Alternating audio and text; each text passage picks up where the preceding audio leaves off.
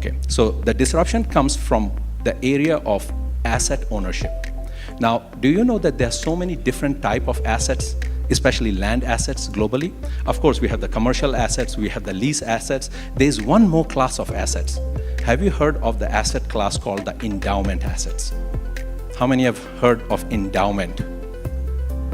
How many have heard about Waqf or the Waqf under the Islamic endowments? Okay, so maybe it's not popular here, but do you know that there are trillions of dollars worth of Waqf, Waqf and endowment assets globally? Under the World Economic Forum, under the OIC, and under the IDB, Islamic Development Bank, Saudi Arabia, these are surveyed and registered. They are in trillions of dollars. And they have been there since the Second World War, 1914 onwards. Because prior to that, under the Ottoman Empire, they were very well managed. But after the British or the Allies actually took over the world after the First World War, they chopped up the countries. So we had Kenya, we had India, we had Nigeria, we had Malaysia, we had Singapore, and every country came by. Now the lands that were given to the federal governments of those countries were not there to give it to them. The British never owned it. How could they have given it to the government, right? And the law around the Waqf, right, and the endowment is common law.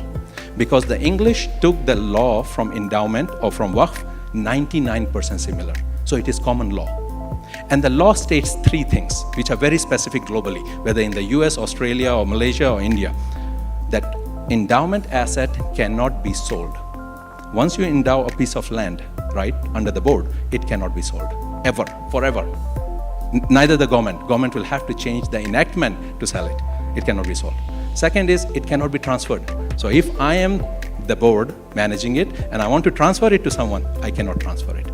Also, it cannot be used as collateral for loan. Okay? So now these are common laws in every country.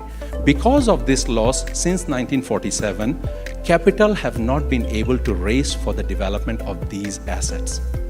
So when I go to a bank, or the government actually, or whoever, the board member goes to the bank and says, can I raise capital? I want to put a hospital, I want to put an orphanage, I want to put a mall or a hotel on this piece of land. Can you give me a loan to put this asset?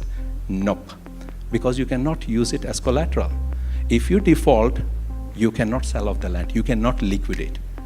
So for that reason, globally, there is issue around the liquidation of these lands, right?